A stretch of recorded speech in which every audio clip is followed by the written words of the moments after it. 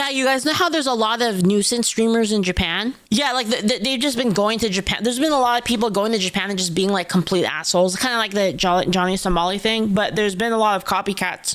And just a lot of people in general kind of doing the same thing. And what happened was Japanese businesses got so fed up with this, they started putting up these signs that basically said, oh, we don't serve foreigners, basically. But what happened was they put a little extra in the message with the intent of getting people banned. Dakabird says, I hate it. I want to go there before they ruin it for everyone. Yeah, we used to do that. We used to do like live streams in Japan and stuff. I don't know if we can anymore because I go to Japan all the time. It's like, I don't know if we can even do any content on it anymore because of just all of these people like fucking ruined it for everybody. It's like you can't even really live stream there anymore. Anyway, let's take a look at this video. So this is a Hero Hei video on it.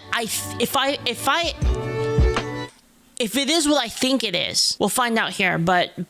Hey guys, I've been having a lot of people tagging me to this tweet about Japan halting funding to United Nations panel on women's rights, as well as this tweet from Pirate Nation about that tweet. And I always appreciate tags, so thank you for those tags. But also, just to clarify, this is the exact topic that we covered here on the channel. Wait, is this not the thing? There's not really anything new from... Wait, this isn't the thing about the...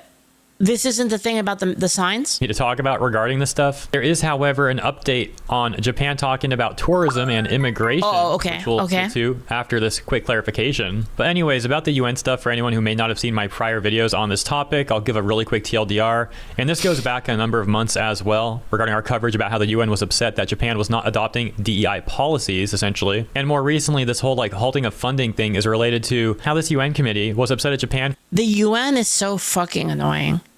For having only male emperors and only men in line for the throne and no women, trying to make the argument that this is discrimination against women. However, Japan sent them a response that many people said was a based response. Their response essentially saying the fact that eligibility for the imperial throne is limited to boys of the male line does not constitute discrimination against women, since eligibility for the imperial throne is not included in basic human rights. Japan then requested that their funding to the UN not be used on that committee. So it looks like they're still funding the UN, but they do request once again that that committee receive none of the funding, not be allocated there, in other words. Regardless, the Ministry of Foreign Affairs... It doesn't really matter because it's fungible.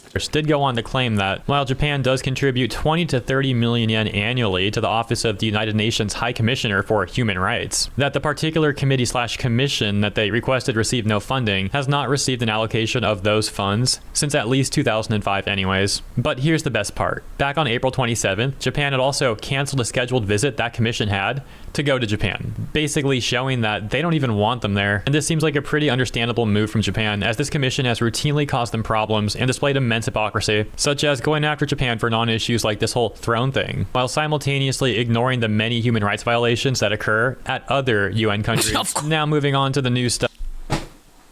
Yeah, right. Like, hey, Japan, you can't have you can't have a woman be the emperor of Japan. What about China? Well, what about China, huh? What about them? We don't talk about that. Like, fuck, dude, these guys are bastards, man. Like, honestly, they're all bastards, dude. Breaking. Ishiba says, quote unquote, "We cannot coexist with foreigners who break the law," regarding Kurdish illegal immigration in Kawaguchi, adding this tweet that says, full statement by Prime Minister Ishiba, "The most important thing is to follow the rules, but we cannot assume that everyone will do so. As the Japanese government, we absolutely cannot tolerate any harm to the lives or property of Japanese citizens caused by foreigners who fail to abide by the rules. Coexistence is impossible with those who do not follow the law. It is the government's responsibility to prevent such individuals from remaining in Japan." It seems like based Namamoto from Drama Queen would get along great with this guy. You might also find this tweet interesting, which reads, "Due to the increase of incidents involving foreign tourists, especially live streamers and content creators." Okay, this is it. Hokkaido. This is what I was talking about earlier. I heard about this. Establishments in the city have begun placing signs like these at their entrance. The sign reading, "Due to the continuing trouble, we are not accepting This isn't the customers one, from but overseas." Yeah, you can thank the Johnny Somali types for that. A follow-up. Also, to be fair, like a little bit of context, they've already had signs like that in Japan. Like, this isn't like a new thing. There have already been Japanese restaurants that had that even before all of this happened. tweet from Aaron Yumi reading, I think I made a lot of people here misunderstand. Japan is still very open to tourists, especially in major cities where tourism has traditionally been common. However, it would be a lie if I said there has not been an increase in negative opinion of foreign tourists, especially if you're recording yourself with a selfie stick.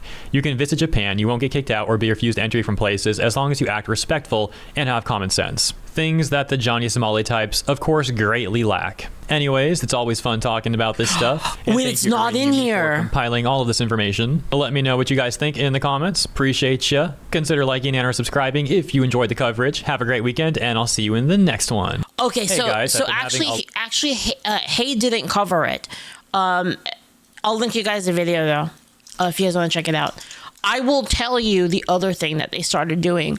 So yeah, so I'm surprised it wasn't actually covered in this video. What some establishments in Japan started doing was they would put, I can't show it on stream. I can't. But what they would put is they'd have a whole thing about like about, you know, no tourists and stuff like that. Like only people from Japan can like go here. But then they would sneak in at the very end of it, Hail Mustache Man. Not those words. They would use, you know, the more, you know, words. They do it like even more blatantly.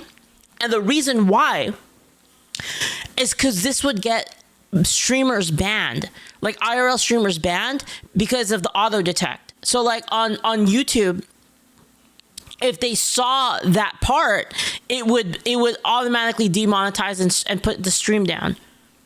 Yeah, it was a filter specifically so that they couldn't look at it. If they like their camera sweeped it, it was like over. Yeah, basically. It's guys, it's literally Japan is literally doing the China shitpost copy pasta. But like for streamers. It's literally the same thing where you put in like that giant block of text about like Tiananmen Square and stuff like that. You'd put that up specifically to like make it so that they couldn't post anything, so that it couldn't be shown in China. Yeah, they did that, but then you know the YouTube version of it basically, which is freaking hilarious. Just another case of censorship is stupid. It was one more effective detection. Oh yeah. But see, the thing is if it's a flag, so the thing is, if it's a flag, it's a lot easier to know, like as you're walking up to it, to be like, oh shit, right? And then like turn the thing away. But you can't because you're reading it, right? So if it's in plain text, it's harder to dodge for the people that are live streaming. Shago, thank you so much for 2 gift subs. Thank you. I really appreciate it. Thank you. It's so much harder to dodge, basically. So it's like the whole reason that they are doing that way. It was in 3. Oh yeah, you're right.